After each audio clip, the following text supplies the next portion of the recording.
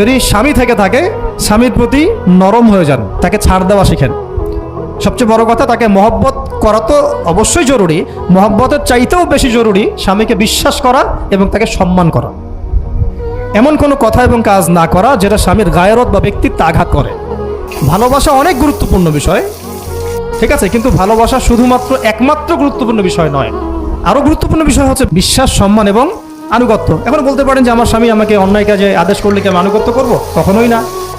এখন স্বামী আপনাকে কোরআন সুন্নাহর দিকে আপনাকে ধাবিত করবেন, তখন আপনি তার আনুগত্য করতে বাধ্য, এবং এটা আপনার জান্নাতে যাওয়ার মাধ্যম বটে।